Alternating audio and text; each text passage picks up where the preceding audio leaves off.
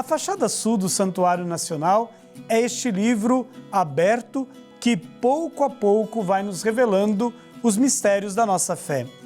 No programa de hoje, vamos contemplar um dos momentos mais belos e emocionantes da história da salvação, o nascimento de Jesus. Em meio à simplicidade de uma estrebaria, o Filho de Deus vem ao mundo, trazendo luz onde havia escuridão e esperança onde reinava o silêncio. Uma cena que revela o amor de Deus e um amor que não precisa de palácios, mas de corações abertos para acolher o Salvador que nasce entre nós. Acompanhem conosco essa catequese visual que une tradição, escritura e arte sacra em uma experiência profunda e transformadora. Essa é uma caminhada de fé, é a nossa história, é a nossa jornada bíblica. Na fachada sul do Santuário Nacional, o mistério do Natal ganha forma em cores e luz. Ali, os mosaicos revelam o momento em que o céu toca a terra, o nascimento de Jesus em Belém. Sem encontrar lugar na hospedaria, Maria e José acolhem o Filho de Deus na simplicidade de uma estrebaria. O menino é colocado em uma manjedoura, símbolo do alimento, transformada no mosaico em um cálice, sinal do sacrifício e da entrega de Cristo por amor à humanidade. Maria, com o coração repleto de fé, não retém o Salvador para si. Ela oferece ao mundo, apontando para aquele que veio para ser luz e redenção. José, ao seu lado, ergue os olhos para o alto, reconhecendo o mistério do Deus que se faz menino. As faixas que envolvem o menino anunciam um amor que um dia se entregará na cruz. Enquanto a estrela que brilha sobre o presépio recorda a promessa: nasceu o Emanuel, Deus conosco, o verdadeiro alimento de vida eterna. Na simplicidade do presépio, o santuário nos convida a redescobrir o sentido do Natal, o amor de Deus que se faz pequeno para habitar entre nós. E voltamos com o nosso programa e continuando neste dia todo festivo que estamos celebrando o nascimento do Senhor, já é Natal, porque já estamos na vigília desta grande solenidade e estamos aqui para continuar a nossa jornada bíblica com a nossa querida professora Gisele Canário, a quem mais uma vez acolhemos em nosso programa e já aproveito para dizer Feliz Natal. Feliz Natal para você e para todo mundo. Gisele, hoje nós queremos nos debruçar sobre uma cena muito bonita das Sagradas Escrituras, que é a cena da encarnação. E como a gente já escutava no início do nosso programa, nós acreditamos, professamos a fé em um Deus que não precisa de palácios para se revelar, mas vem ao encontro das pessoas em meio à simplicidade. Por isso, o que significa um nascimento de um Salvador numa estrebaria, num coxo, num lugar que servia para alimentar os animais? É ali que ele será depositado e será contemplado por Maria, José, os magos e tantos outros que vão se aproximar daquela gruta. Interessante, Padre Rodrigo. Jesus nasce, vem de uma família, primeiro a gente começa de uma família simples, num lugarejo simples, né, que Maria e José precisam fazer uma viagem, né, fugindo do recenseamento romano. O menino, né, poderia ser brutalmente assassinado, poderiam dar um sumiço nele. E é justamente, a gente fica se questionando, né, o que Deus, né, tinha na cabeça. Deus não tem cabeça, né, provavelmente, mas o que Deus queria dizer para nós, né? Qual era o seu plano, qual era o seu projeto de que o seu filho nascesse nesse lugar, um coxo, né, como você falou, ou uma manjedoura, onde serve alimento para os animais, né? E dali vão pegar pequenos tecidos, vão colocar, e é nesse lugar que esse menino vai nascer, expressando ou simbolicamente dizendo que o reino de Deus é para o resgate daqueles que mais sofrem. Deus não os abandonou. calma, nós estamos sofrendo, né? A aliança antiga, a gente pensa, não, nunca irá se cumprir, né? Deus esqueceu que a gente existe, né? Deus não está do nosso lado. Aí, de repente, aparece um menino que nasce num lugar simples, como todo mundo, né? Como a maioria das pessoas da época, que eram poucos privilegiados, como na nossa sociedade atual ainda, infelizmente, poucos privilegiados e a maioria de pessoas extremamente pobres. E o anúncio é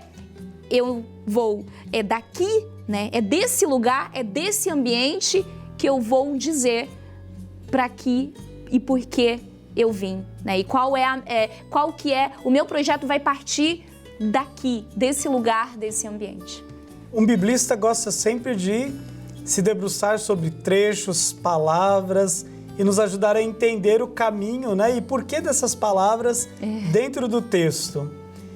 Existe nessa narrativa algo muito importante, que é não haver lugar na hospedaria. Por que essa frase aparece ali? Não há lugar para uma fala, para uma perspectiva, para um projeto que não tem espaço, né? Então, é justamente aqui nesse espaço e aqui nesse lugar, e daí a gente vai fazer uma análise teológica, simbolicamente dizer que a ruptura, né, desse não lugar, desse vazio, né, que é um vazio que, na verdade, é um vazio que está cheio por uma proposta que não compactua com aquilo que é a proposta do reino de Deus. Então, é o vazio, né, de um ambiente que está se preparando para a chegada do Messias. O texto fala também de faixas que envolvem o menino. Estas faixas já nos remetem à sua missão redentora? Sem sombra de dúvida. E é interessante porque a análise teológica que a gente faz aqui dos tecidos, elas remetem ao túmulo, né? Então, no primeiro momento aqui, a gente já vai ter a ideia de que esse projeto ele vai dar muito certo, mas que enquanto plano humano, ele tem um tempo limitado, mas não tempo limitado de que o projeto vai se acabar, porque o projeto de Jesus continua e chega até nós hoje. Mas a pessoa de Jesus, o Jesus histórico, ele tem um tempo, né? Ele nasce e aqui o momento da cruz, de certa forma, já se revela por meio desse tecido, que é um tecido fúnebre, né? Diz a tradição que se remetem a tecidos fúnebres. Então você tem a relação entre o nascimento e a cruz, né? Esse diálogo de realidades da experiência humana do que esse menino, esse grande menino será. E também é um tecido que historicamente é muito comum no século I, né? Você não tinha grandes coisas, grandes preparos, né, para o nascimento de uma criança pobre. E muito pobre, né? Mas essa relação teológica, esse encontro teológico e a realidade cotidiana, elas não se separam. Pelo contrário, elas se convergem o tempo inteiro. E Gisele, qual seria a grande mensagem, hoje celebrando o Natal do Senhor, a mensagem da encarnação de Jesus para a humanidade? O Verbo, ele se faz carne e vem habitar entre nós. Encarnar, né? A palavra encarnar quer dizer, o encarnar é tomar conta da realidade existencial, da realidade vivida, né? Da realidade celebrada, da realidade experienciada. Natal é celebração, mas não é uma celebração vazia, né? De que o encontro, e daí no programa passado a gente estava falando do encontro entre Isabel e Maria, né? Não é um encontro superficial, né? Um encontro consumista apenas de um peru gostoso, que é gostoso, né? Mas não é apenas isso.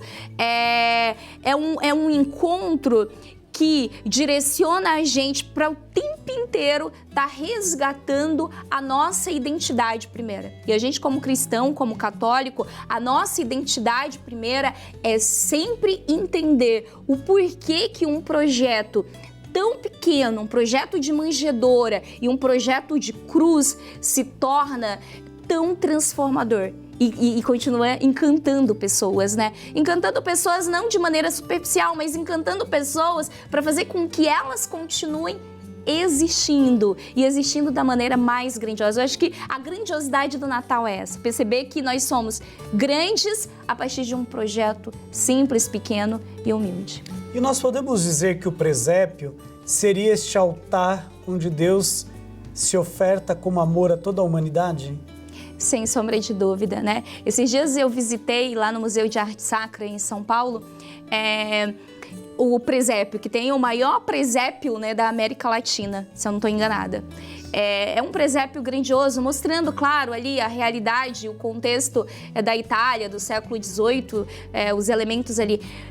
Mas eu fiquei observando o presépio e eu fiquei imaginando a cena e o lugarejo ali da Nazaré do século I, né? Um contexto de pessoas, você tem uma visão grandiosa de como que as pessoas viveriam ali naquele ambiente. Então, quanto mais elementos a gente cativa e cultiva, mais símbolos transformadores a gente encontra. E eu acho que é isso que a gente deve fazer sempre, não ficar no mesmo, sabe?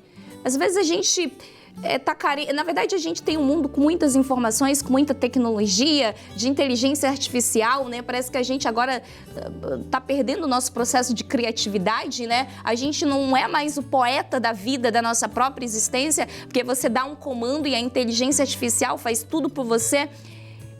Mas nós somos seres criadores por excelência. E o projeto de Jesus, do nascimento até a morte, até chegar a nós hoje, é de criatividade extrema, né? É de criatividade que nos coloca na dinâmica do nosso compromisso com a nossa própria existência para poder chegar no bem maior, no encontro com o outro. Estamos celebrando a noite do Natal do Senhor. As famílias certamente reunidas agora em torno de uma mesa, muitas comunidades, né, celebrando já aí a vigília do Natal do Senhor ou a celebração da noite. Que mensagem você deixa hoje para essas famílias? O Natal Natal e Páscoa são os dois encontros, que é o encontro da manjedoura com a cruz. E a gente nunca deve perder essa dimensão. O Natal é o encontro, né, da Maria, da Isabel, mas é o seu encontro. É primeiro o encontro com você mesmo e depois o encontro com as pessoas que estão próximas a você. Que esse encontro se torne o melhor da sua vida, o melhor da sua existência, para que depois, né, todos os dias, em todos os momentos, você faça pequenos encontros, pequenos carinhos, pequenos lampejos de solidariedade, sempre buscando o melhor que há em você para que você faça essa entrega completa para as pessoas aí tão quentinhas que estão vivendo e celebrando esse momento com você. Não adianta a gente querer curar o mundo sem antes a gente curar nós mesmos e entregar o melhor de nós para as pessoas da nossa família. E depois, como consequência, nós vamos entregar coisas esplendorosas para o mundo todo. Feliz Natal! Feliz Natal! Gisele, muito obrigado pela sua presença mais uma vez hoje. Feliz Natal a toda a sua família.